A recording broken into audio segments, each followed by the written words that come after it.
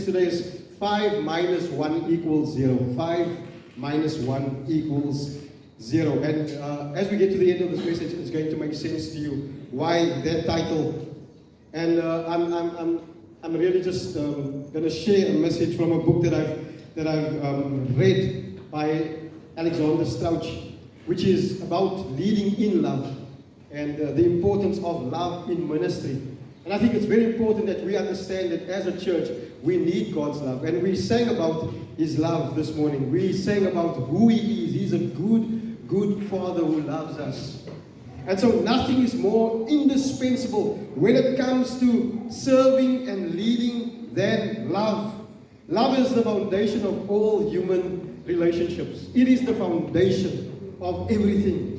You know, this church, we cannot exist as a church. We cannot get along with each other. No ministry, no marriage, no family, no relationship between parent and child can exist or continue to be good or blessed if there is no love. It becomes abusive, it becomes destructive, it becomes harmful. And so love is the foundation of all human relationships. D.L. Moody said that God's work cannot be done without love. In this world, people can do many good works. In fact, we see it all the time. There are so many organizations in this community, outside of this community, in Africa, in South Africa, all over the world. People who do good works without love sometimes. They do it because maybe they feel guilty. They do it maybe because they want to make a name for themselves. A lot of people, maybe because they do love people. But God's work, our mission, our purpose, our reason for being a church cannot be done without love. So Jesus said we must love one another. He didn't say you must love the brother and the sister that makes you feel good when you come to church. He said just you must love each other. We must love others. Jesus defined love, this kind of love, in this way. John 13 verse 34. He said, so now I am giving you a new commandment. Love each other. Just as I have loved you, you should love each other. Your love for one another will prove to the world that you are my disciples. And one of the things that we have to admit in this community in Atlantis, we don't have love for one another. Because every time we have a falling out, what happens? A new church is started. Not because it's been planted, but because it's been split, because there's some disagreement. And so most of the churches that we see in our community comes as a result of people disagreeing with somebody, and so now I'm going to start my own church. And I'm going to do it the right way. You know? And then you find out that a church is a wonderful place until the people come. You know, it's a wonderful place except for the people. Then you realize that, you know what Jesus did? When He said this to His disciples, He humbly washed His disciples' feet. He selflessly, after that, sacrificed His life on the cross for His disciples. He said, I'm going to lay down my life for you, my friends, and for all humanity. And John, the disciple, that he writes about himself, he says that I am the disciple that Jesus loved. He says this in 1 John 3 verse 16, he says, we know what real love is because Jesus gave up His life for us. That's real love. He gave up His life for us. So we also ought to give up our lives for our brothers and sisters. You see, Paul writes to the Corinthian church in 1 Corinthians, the book of 1 Corinthians. He's writing to this church, and they have some misguided views of spiritual gifts, of what's going on, of how to be a body of believers. They have some self-destructive behaviors in different areas of their lives. We have people doing all sorts of funny things. They are suing each other. They are taking each other's wives. They are doing all sorts of funny things. They are going off and doing crazy things in a church on a Sunday when they get together. They focus all their attention on supernatural gifts, on spiritual performance, on putting up a show so that people can say, wow, are they not spiritual? Are they not powerful people? And yet something far greater than gifts were missing from their lives and their ministry. And that's something Paul tells them is love. And Paul writes to the Corinthian believers to show them a more excellent way, he says, of living. 1 Corinthians chapter 12, verse 31. This is going to be our theme chapter, or our theme verses in the series. He says, verse 31 says, "But now let me show you a way of life that is best of all." Chapter 13, verse 1, he goes on to say, "If I could speak all the languages of earth and of angels, but didn't love others, I would only be a noisy gong or a clanging cymbal. If I had the gift of prophecy, and if I understood all of God's secret plans and possessed all knowledge, if I knew everything that there is to know, and if I had such faith that I could move mountains but didn't love others, I would be nothing." He says, if I gave everything I have to the poor and even sacrificed my body, even if I become a martyr for Christ, I could boast about it. But if I didn't love others, I would have gained nothing. You can write this down. Point number 1. Without love, even heavenly language sounds annoying. Without love. I'm going to ask Chadwin to come, and we're going to do a physical demonstration.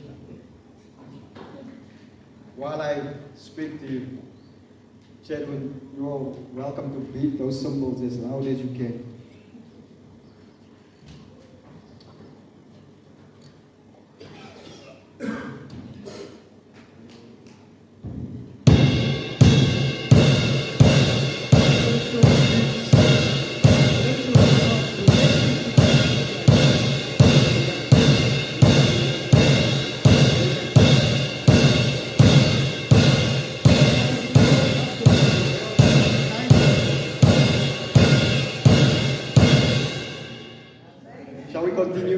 Continue. Did you hear what I just said? Did you hear while I was? Thank you, Chairman. Listen, Paul is saying that's how it sounds. That's what it sounds like when you are able to speak in this wonderful heavenly language and there's no love in your heart. You're making a loud noise and people can't hear what you are saying. You see, spiritual gifts are supposed to be a blessing to the body of Christ. They are supposed to build up the body. They are supposed to unite the body. But the Corinthian believers, they use the spiritual gift of tongues to cause pride and chaos and disorder within the church. And so their spiritual gifts driven by pride and ego. Paul says, it doesn't matter if you are the most gifted speaker. It's just noise. He says, imagine if I am this most gifted tongue speaker, if I was able to eloquently speak in tongues, if I could speak the language of men and the language of angels. You know, if I could do that, especially during a service, or especially when others are around. He says, if I could do that, but I didn't have any love in my heart, I would only be making noise. You see, many people, especially the Corinthian believers, would be impressed with Paul if he could speak that way. But all his gifted ability to speak would do was to make a loud noise, like a noisy gong, like a clanging cymbal, if he didn't act in love. Yeah. His ability to speak without love would be annoying. It would be loud, empty noise. In fact, Paul, the point that he's making is not just his speech will be loud, annoying, and empty, but he himself would be loud, annoying, and empty. He would be an annoying person. That's not what a Christian should be. That's what Paul says. Without love, he cannot live his life in a way that is best of all. Without love, he cannot live according to a more excellent way. Paul says if he uses his ability to speak without love, he is simply drawing attention to himself. Without love, he would only be glorifying himself, serving himself. Number 2, you can write this down. Without love, knowing it all helps no one.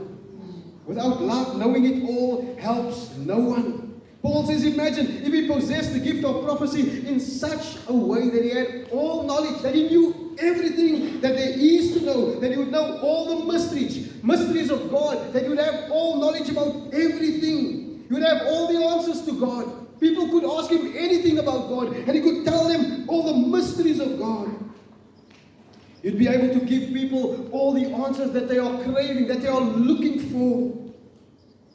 You know, there are those who love to display the intellectual knowledge, isn't it? I mean, we find people like that. They go around and they want people to know that I am smarter than you. I know more than you. I have a degree. I have a qualification. I have something behind my name.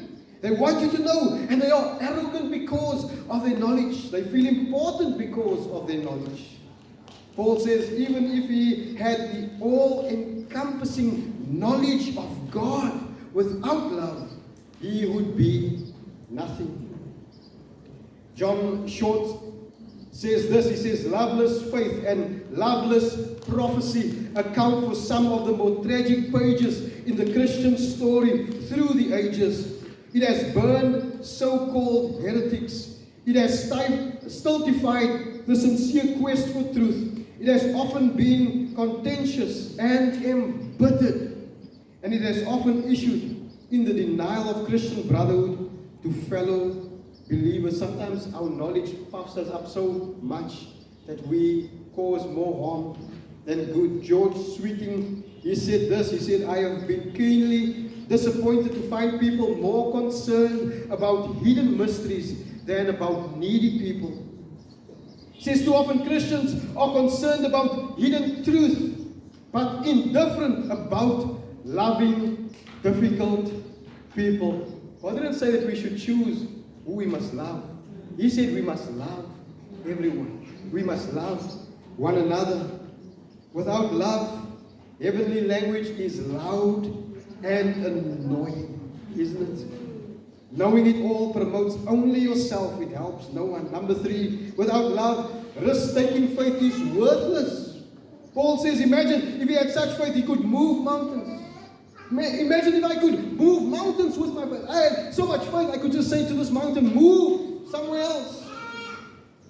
Without love, his gift of faith would only be about himself. It's about showing who I am, what I can do. And sadly, there are Christians, many Christians, who claim to be miracle workers, who spend more time talking about what? About money, about success, about themselves, about their ability. Some of these miracle workers, you know what? They are so obsessed with money. They say they don't beg for money, but they are trying to make you give them money so that you can receive a miracle. They don't care about anything else, and they say they possess great faith. Their faith is only to make more money. Paul says having great faith without love is worth nothing. It's worthless. Without love, speaking in heavenly language is loud and annoying. And knowing everything, it doesn't help others. Without love, having great faith is not worth anything. That's what Paul says. Number 4, without love, giving all your money to the poor is unprofitable. Think about every earthly possession that you have. Think about your house, think about your car or your cars, think about your furniture, think about the money in your bank account, think about your investments, think about anything that you have, think about all your jewelry, think about all of those things. Think about it. And think about giving it all away to feed the poor. Maybe you are able to do that. Maybe you are able to, after that, you are completely poor yourself because you've given away everything. And now you have fed the poor. Paul says if you do that without love, it is worth nothing. It's not going to profit you anything. It is possible to give without love. In the New Testament, we meet a couple called Ananias and Sapphira in the book of Acts. In Acts chapter 5, we meet this couple. And they gave. They went and they sold some of their property. They gave to the poor. But they didn't give like the others gave because they were genuinely concerned about the poor. And they lied about the amount that they gave or that they got for the property that they sold. You know why? Because they were more concerned about themselves than they were about the poor. They didn't love the poor. They loved themselves more. And spiritually, they were bankrupt. And God rejected their gift. And God destroyed them. Ananias was first, and he came and he lied to the apostles. And he died on the spot. And then his wife came, and Peter said, listen, is this really what you got for the property? And his wife did the same. And he said, the people who carried your husband out to bury him are waiting to carry you out too. If we give without love, it is unproductive, it is useless, it is worthless, it has no eternal value. That's not how Jesus gave. We just sang about it this morning. He's a good, good Father. He gave up the riches of heaven to become poor for us.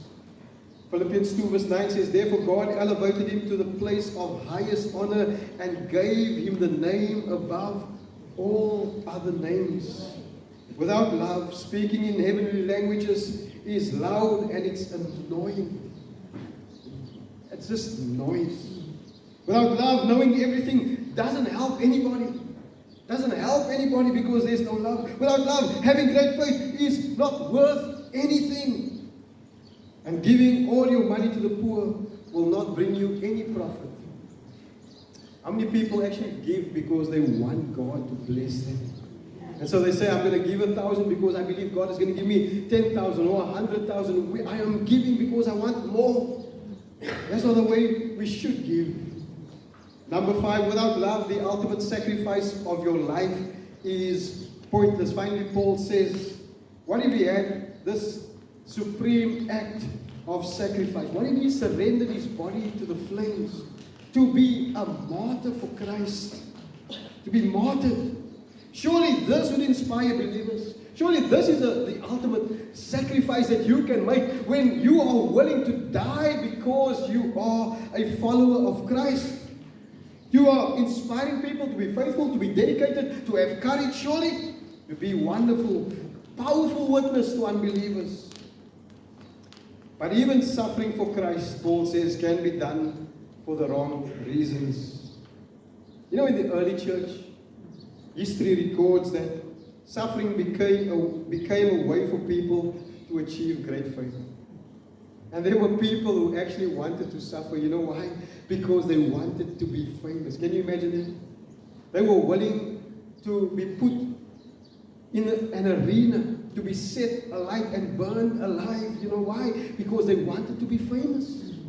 And so they did it for the wrong reasons. Many wanted to die as martyrs in order to become famous, in order to be written up in the history of the church.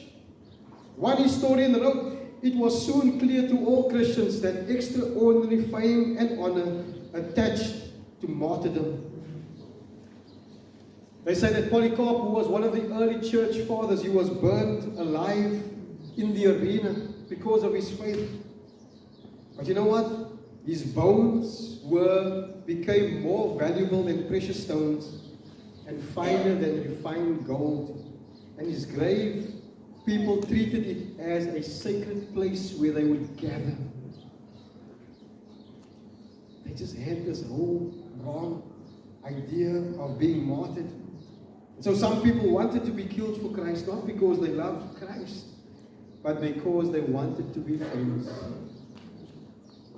I know maybe you think, but how can it make sense that people are willing to die this horrible way? And yet it began to happen. Paul says without love it is a worthless sacrifice, an empty religious show, a hollow performance. You know what? The church is filled with people who love to put up a performance, to show others what they really are not, but to pretend in order to put up a show so that people can look at them and give them praise. Jesus said that's what Pharisees do. They crave the praise of men. Paul says without love it is worthless, it is empty, it is hollow. D.A. Carson, who's a biblical commentator, he describes 1 Corinthians chapter 13 verse 1 to 3 as divine mathematics. He says 5 minus 1 equals 0. 5 minus 1 equals 0. Or George Sweeting says it this way. He says, gifts minus love equals 0. Gifts minus love equals 0. Paul mentioned 5 different kinds of gifts that he could have. But he says without love, it equals 0. Somebody says, if you just think about this for a moment, he said that if you take a page and you write a 0, maybe as you're taking notes, you can do that. Just put a 0 on your page. Put another one, put another one, put another one. Put 10, put 20. Put a whole line of zeros. Put lines of zeros on that page. Add all those zeros together. What do you get? You get 0. He says that is how it is when we exercise our spiritual gifts without love. It is empty. It is nothing. It is 0.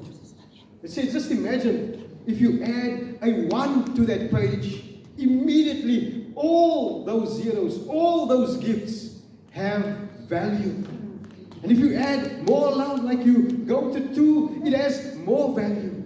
And if you go to 5, those zeros have more value. And the more love you add to your gifts, the more value you add to your gifts.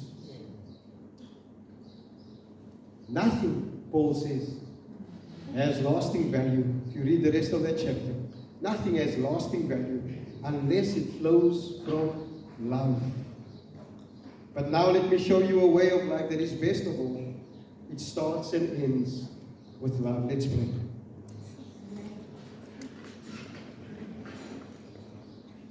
I'm going to read a prayer to you from Philippians chapter 1. And then we're going to conclude. Philippians chapter 1 verse 9 says, I pray that your love will overflow more and more, and that you will keep on growing in knowledge and understanding. For I want you to understand what really matters, so that you may live pure and blameless lives until the day of Christ's return. May you always be filled with the fruit of your salvation, the righteous character produced in your life by Jesus Christ. For this will bring much glory and praise to God. Lord, thank you for your